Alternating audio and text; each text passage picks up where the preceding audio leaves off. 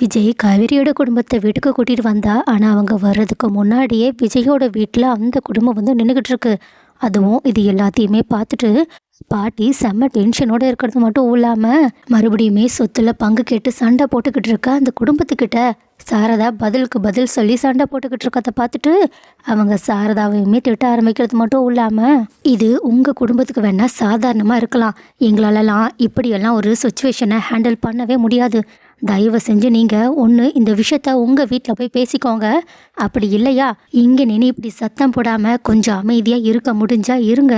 ஏன்னா அக்கம் பக்கத்தில் இருக்கவங்களாம் இதை பார்த்தா எங்களை தான் அசிங்கமா நினைப்பாங்கன்னு சொல்ல, இதை பார்த்துட்டு சாரதாவும் கொஞ்சம் வருத்தத்தோட சைலண்டாக நின்றுக்கிட்டு இருக்காங்க. ஆனால் அங்கே இருந்த அன்பும், அதாவது விஜயோட சித்தப்பாவும் மறுபடியுமே விஜயோட கோவத்தை தோன்ற மாதிரியே சாரதாவோட குடும்பத்தை பற்றி ரொம்பவே அசிங்கமாக பேசிக்கிட்டு இருக்காங்க. இதனால் காவேரி மறுபடியுமே கோபப்பட்டு கத்த ஆரம்பிக்க, ஆனால் விஜய் தான் அவங்க எல்லாரையுமே கொஞ்சம் சமாதானப்படுத்துறது மட்டும் இல்லாமல் அந்த கிருஷ்ணா கிட்ட உங்ககிட்ட நான் கொஞ்சம் தனியாக பேசணுன்னு வலுக்கட்டாயமாக அவங்கள தனியாக கூப்பிட்டு போயிட்டு, இங்கே பாருங்கள், நீங்கள் தான் கோர்ட்டில் கேஸ் ஆரம்பிச்சிருக்கீங்கள, தயவு செஞ்சு அந்த கேஸ் முடிகிற வரைக்கும் இவங்கள டிஸ்டர்ப் பண்ணாமல் இருக்கீங்களா?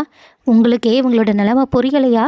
அது மட்டும் இல்லாமல் என் ஒய்ஃபும் கங்காவும் ப்ரெக்னெண்ட்டாக இருக்கிற விஷயம் உங்களுக்கே நல்லா தெரியும்.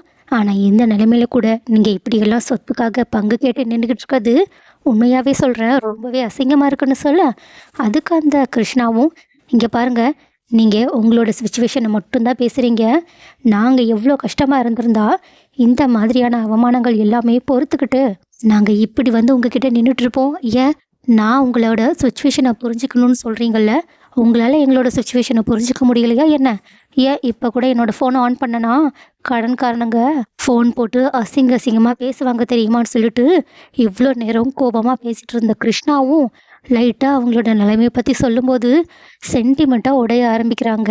உடனே இதை கவனித்த விஜயும், சரி உங்களுக்கு ஒரே ஒரு நாள் மட்டும் டைம் தரேன், இந்த வீட்டில் நீங்கள் ஒரே ஒரு நாள் தான் இருக்கணும்.